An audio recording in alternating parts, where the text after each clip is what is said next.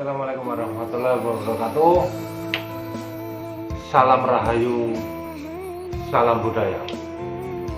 Buat teman-teman, kawan-kawan yang merasa belum mendapatkan jodoh atau sudah punya jodoh, sudah punya pacar,